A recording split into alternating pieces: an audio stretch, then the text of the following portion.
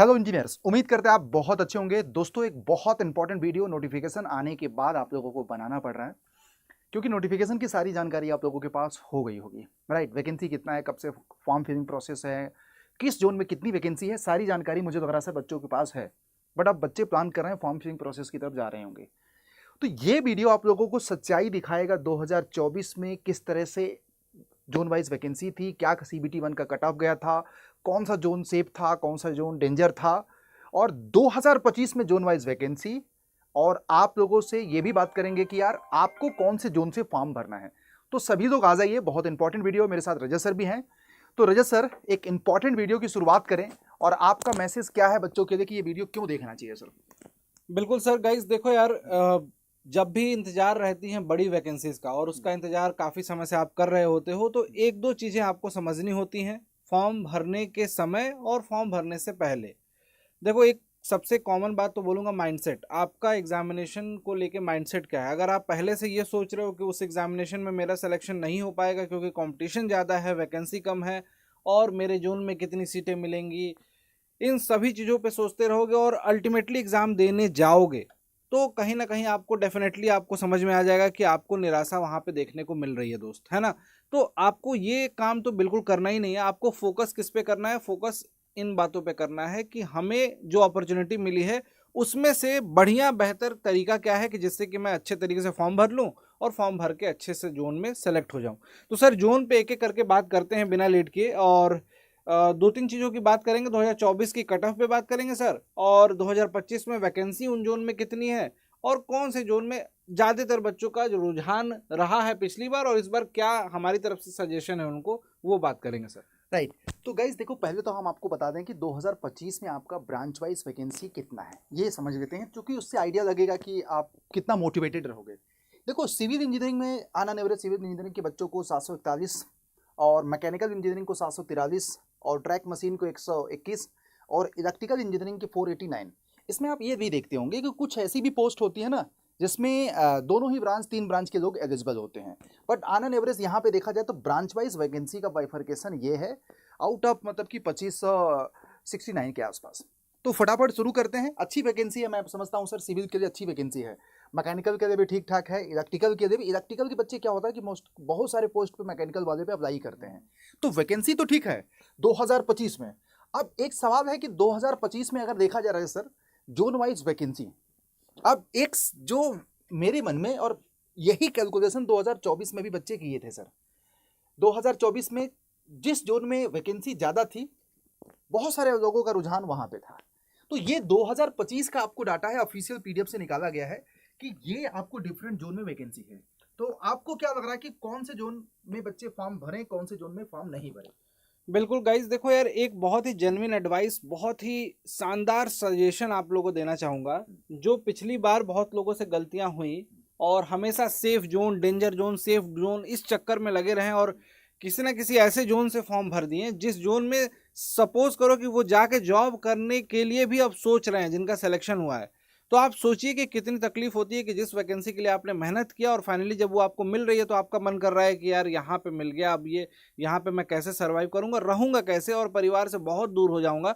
हालांकि देखो, जो लोग बोलते हैं कि सर वो तो ट्रांसफ़र हो जाता है इजीली, बाद में हो जाता है, जो चीज़ें आज की डेट में ऑलमोस्ट ख़त्म हो चुकी हैं। बहुत आसान तो मैं बिल्कुल नहीं कहूँगा, इनफैक्ट बहुत मुश्किल से भी मुश्किल हो चुका है ये म्यूचुअल ट्रांसफ़र जो होते हैं। और जनरली जो दूसरे जोन में आप सेलेक्ट करते हो, दूर के जोन, यहाँ से कोई उस जोन में जाना नहीं चाहता है, तो म्यूचुअल ट्रांसफ़र भी बहुत मुश्किल हो जाता है। और कुछ कुछ पर्टिकुलर डिपार्टमेंट ने तो ख़त्म ही कर दिया ट्रांसफ़र का खेल ही, तो बच्चे बार बार एग्जामिनेशन देते हैं। और मुझे लगता है सर कि पिछली बार वाले बच्चे इस बार भी कुछ जोन से भरेंगे फॉर्म, ताकि उनको अपने होम का जोन मिल जाए। और ये आपको समझ में तब आएगा ना जब आप देखोगे कि कितनी गई थी सीबीटी 1 की कट ऑफ। कट ऑफ पे क्योंकि आएंगे तब। अभी थोड़ा सा बच्चे अगर पढ़ाई पे फोकस कर लेना सर, बिल्कुल। तो जैसा आप कह रहे हैं ना, मेरा भी यहाँ पे वही एडवाइस है गाइस कि सच बताऊं, आंखें बंद करके सोचोगे ना, तो आपको करना क्या चाहिए मैं आपको बता रहा हूँ। देखो, आपके सामने ये डिफरेंट जोन की वैकेंसी है, राइट? आप समझना, माइंडसेट समझना। क्या लग रहा है कि जहाँ पे नंबर ऑफ वैकेंसी 2025 में कम है, वहाँ पे आप जैसे सभी लोग होंगे, राइट? आपका ये जोन घर के आसपास है, तो भाई यहाँ पे बहुत सारे लोग फॉर्म भरना नहीं चाहेंगे। तो ऑटोमेटिक आप देखोगे ना, तो यहाँ पे वैकेंसी अगर कम है तो कट ऑफ भी कम जा सकता है। तो मैं आपको यहाँ पे यही एडवाइस दूंगा कि जो भी जोन आपके घर के आसपास है, आप उसी जोन से फॉर्म भरिएगा। अगर आप ये गलती करते हैं 2-4 नंबर की वजह से कि यार इस जोन में पिछली बार वैकेंसी ज़्यादा थी, कट ऑफ थोड़ा सा इस जोन का कम चला गया था, आपने ऐसा भी देखा होगा 2024 में कि किसी जोन में वैकेंसी बहुत ज़्यादा थी, वहाँ पे कट ऑफ भी बहुत ज़्यादा चला गया। तो ये सोच के अगर आप किसी हायर वैकेंसी वाले जोन में फॉर्म भर दिए, और सारे लोगों का माइंडसेट सर यही होता है कि यार वैकेंसी ज्यादा है, सिलेक्शन के चांसेस बहुत ज्यादा होंगे, यहीं से भर देते हैं। जब सब लोग यही सोचेंगे तो ऑटोमेटिक इस जोन का कट ऑफ क्या हो जाएगा सर, बढ़ जाएगा। तो यहाँ पे मेरा बस इतना एडवाइस है कि आपके सामने वैकेंसी है, जो भी जोन आपके घर के आसपास है ठीक ठाक वैकेंसी है, वहां से फॉर्म भरिए, क्योंकि सर वहां से काम करने का एक अलग ही मजा होता है सर। और सर सच बताओ ना, CBT 1 की कट ऑफ में 1, 2, 3 ज्यादा से ज्यादा 4 नंबर का फर्क पड़ता है जोन में जिसमें सोच रहे होगा, और वो भी आपके सोच के हिसाब से नहीं होगा। मे भी हो सकता है जैसे पिछली बार जो एग्जामिनेशन हुए RRB के, उसमें बहुत सारे लोगों ने सोचा कि CBT 1 में अगर हमने फॉर्म भरा है तो CBT 1 में अगर मेरा सिलेक्शन हो गया तो CBT 2 में कम नंबर पे सिलेक्शन हो जाएगा पटना जोन में, लेकिन ऐसा हुआ नहीं। और इलाहाबाद जोन को सोचा कि बहुत ज्यादा चली जाएगी, ऐसा नहीं हुआ। तो कट ऑफ मोर और लेस देखो तो किसी जोन में ज्यादा किसी जोन में कम, लेकिन ओवरऑल कट ऑफ की बात करें सर, रेंज की बात करें तो मुझे लगता है कि सर 60 नंबर से लेके 70 नंबर के बीच में मोस्टली जोन में सिलेक्शन हुए हैं। और ये 2025 की वैकेंसी है सर, बिल्कुल कोलकाता और मालदा और मुंबई वगैरह की वैकेंसी का बाइफर्केशन है। तो मैं समझता हूँ ऐसा नहीं है सर कि अगर प्रयागराज में 162 सीट है, रांची में 109 सीट है, सिकंदराबाद में 103 सीट है, तो जितने भी मुझे लग रहा है कि 100 या 100 के आसपास है, वो जोन डेंजर नहीं है 2025 बिल्कुल बिल्कुल नहीं है। और कंपटीशन नो डाउट ज्यादा रहने वाला है, क्योंकि सर ओवरऑल वैकेंसी जो है रिलेटिवली कम है। जैसे अगर पिछली बार से कंपैरिजन करें तो ओवरऑल वैकेंसी हमारे पास इस बार बहुत कम है अगर उससे कंपैरिजन करते हो तो। लेकिन सच में इतनी कम है क्या? तो भाई अगर तुमको कंपटीशन की तैयारी कर रहे हो और एग्जामिनेशन दे रहे हो तो 2500 वैकेंसी जेई में आप ही बता दो कि कौन सा डिपार्टमेंट है जो आज के डेट में निकाल रहा है आपके पास। SSC भी लगातार एग्जामिनेशन करा रहा है।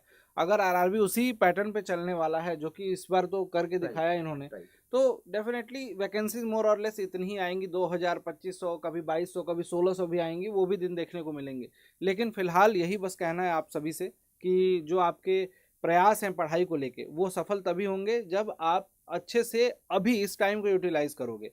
अदरवाइज ज़्यादा कंफ्यूज रहोगे तो आप अननेसेसरी चीज़ों में उलझे रह जाओगे। इसीलिए आज स्टार्टिंग में ही आपको ये वीडियो के माध्यम से हम लोगों ने सोचा कि बता दें कि जब भी आप पढ़ रहे हो तो ये समझ लो कि CBT 1 की कट ऑफ में ज़्यादा अंतर नहीं आएगा। चाहे आप सोच रहे हो कि जिस जोन में 150 वैकेंसी है, जिस जोन में 98 वैकेंसी है, हो सकता है कि सर 98 वैकेंसी वाले जोन में कट ऑफ कम चली जाए। सर आपके सामने अभी डाटा रखेंगे 2024 का, तो आपको लगेगा। बिल्कुल। तो गाइस बस इतना है कि ऑथेंटिक और सही प्रिपरेशन अगर आपको करना है RRB जेईई 2025 की, मैं आप सबसे यही बोलूँगा इंजीनियर साडा चैनल को सब्सक्राइब कर देना, क्योंकि आने वाले समय में सारी चीज़ें आप लोगों को यूट्यूब पे CBT 1 CBT 2 की क्लासेस बहुत सिस्टमेटिक मिलेगी जो लोग सब्सक्राइब किए रहेंगे।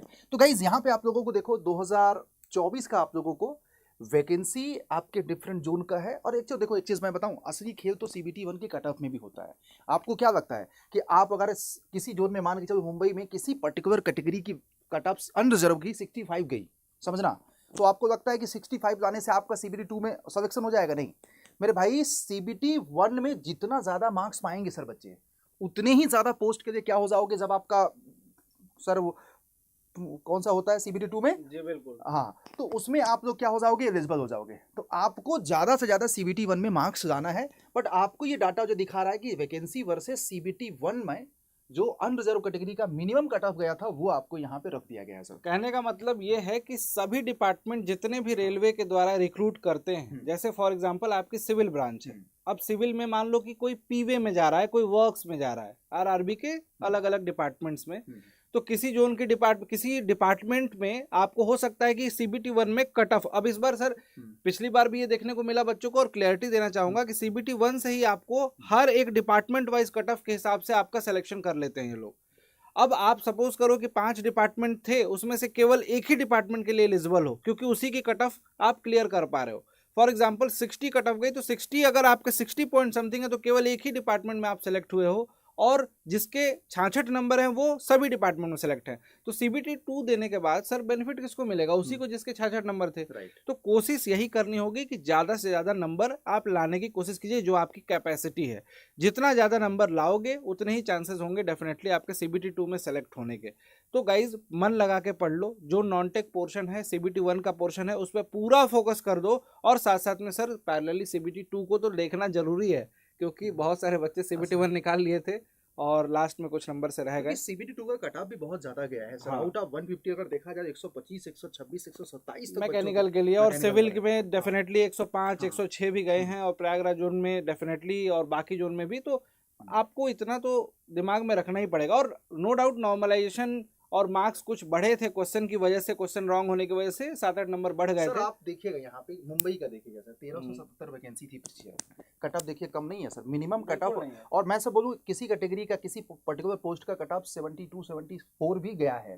तो वैकेंसी रहने ज़्यादा रहने से आप ये मत सोचना कि आपके कट ऑफ कम जाते हैं, वहाँ पे सारे मोस्ट ऑफ द स्टूडेंट की इंटरेस्ट बढ़ जाते हैं। तो मैंने हम लोगों ने जो एडवाइस दिया कि आपके घर के आसपास जितनी भी जोन हैं जहाँ से आप जॉब करो, तो आपको लगे कि आप जॉब कर पाओगे यार, सिंपल सी बात है। ऐसा नहीं कि आप अभी आपके पास जॉब ऑप्शन नहीं है तो आप कहीं भी फॉर्म भर दोगे और आप वहाँ से सिलेक्शन लेने की कोशिश करोगे, क्योंकि नौकरी लग जाने के बाद ना जो पश्चाताप होता है वो आप कभी नहीं भूल पाओगे।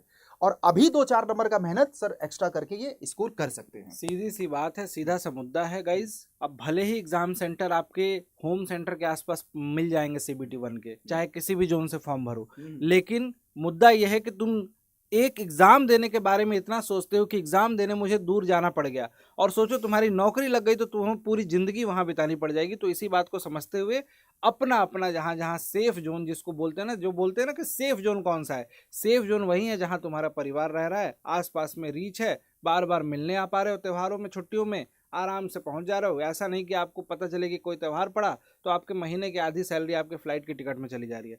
तो वो सब चीज़ें ना हो, ट्रबल ना हो, इसलिए फोकस्ड करके पढ़िए। और ये सब सिनेरियो तो आपको दिख ही गया, 63, 65, 58, 54 इस तरीके से कट ऑफ। सर हमने जो एनालाइज किया मुझे लग रहा है कि CBT 1 का cut off sir out of 100 बच्चों को कम से कम मोस्ट ऑफ द डिपार्टमेंट के लिए आपको एलिजिबल रहना है। बिल्कुल, तो 75 प्लस तो लाना ही है सर इनको। 75 प्लस इस बार तो लाना पड़ेगा क्योंकि वैकेंसी कम है। और 75 प्लस अगर आप स्कोर कर, नो डाउट कट ऑफ अगर 75 प्लस जाती है तो इसका ये मतलब नहीं कि 75 प्लस सारे बच्चे लाए होंगे। आपको आपके मार्क्स इंक्रीज होते हैं, क्वेश्चन में कुछ फॉल्ट होगा, नॉर्मलाइजेशन वगैरह, बाकी सारे फैक्टर्स को काउंटर करते हुए लास्ट में ये होता है कि जैसे किसी ने 58 नंबर लाए तो उसके बढ़ के 64 हो गए, 63 हो गए। तो इस तरीके से कट ऑफ बहुत सारे बच्चों ने क्लियर की जिन्होंने अपने रिजल्ट भी शेयर किए थे। तो बस आपको ये समझना है कि स्कोर ज़्यादा से ज़्यादा करना है। पिछली बार जो गलती हुई उसको इम्प्रूव कर लेना है। गलती क्या हुई होगी मुझे पता है, गलती ये हुई होगी कि लैक ऑफ प्रैक्टिस, क्वेश्चन छूट गए, सर जल्दीबाजी में गलत हो गए, आता था छूट गया। ये सब मिस्टेक्स कॉमन मिस्टेक है और ये तभी अवॉइड हो सकती है जब आपने लगातार मेहनत करी है और आज से ही पढ़ना स्टार्ट कर दिया है। फोकस पढ़ाई पे कर लेना भाई, मैं बता रहा हूँ आपको, आपका सिलेक्शन हो जाएगा। और एग्जामिनेशन निकालना बहुत बड़ी बात नहीं है, बहुत सारे बच्चों ने ऐसा किया है। आर के सर लास्ट में कुछ बोलेंगे बच्चों को? मैं तो यही बोलूँगा फटाफट सभी लोग यार, अब नोटिफिकेशन आउट हो चुका है, लग जाते हैं और चैनल पे क्लासेस आप लोगों को सिस्टमेटिक मिलेगी। चैनल को सब्सक्राइब कर देना, बहुत सारी क्लासेस अड्डा के ऐप में चलेगी। तो अगर आपको लगता है कि किसी भी तरह के सपोर्ट की ज़रूरत है तो आप लोग तुरंत अड्डा के ऐप को विजिट करो, अड्डा के ऐप को विजिट करो और जल्दी से आप लोग सर्च करके जो हमारा शताब्दी बैच आपका शुरू हो रहा है प्रॉपर सिस्टमैटिक तरीके से, मैकेनिकल का, सिविल का, इलेक्ट्रिकल का, ये बैचेस आप लोगों को 6 नवंबर से पूरा का पूरा CBT 1, CBT 2 वेल सिस्टमैटिक तरीके से आप लोगों को प्रिपेयर करवा दिया जाएगा। और इसके लिए रिस्पेक्टेड फैकल्टीज़ के कोड यूज़ कर सकते हो, या इसी के डिस्क्रिप्शन के नीचे आप लोगों को एक नंबर वगैरह दिया हुआ है, आप वहाँ पे फ़ोन करके पूरा गाइडलाइन वगैरह दे सकते हैं। जैसे कि तो ये देखो डबल वैलिडिटी फीचर 2000 रुपये का बैच है आपका, इसमें पूरा का पूरा CBT 1, CBT 2 ये नंबर है आपको फ़ोन करने के लिए, ये सारा चीज़ है ना। तो होप आपको काफ़ी कुछ हेल्प किया होगा ये video, and thank you for this session. And और भी किसी टॉपिक पे आप लोगों को वीडियो चाहिए तो आप तो कमेंट में ज़रूर बताइएगा।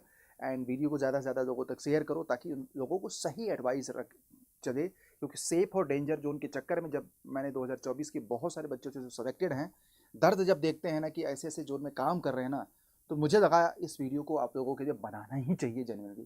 Thank you.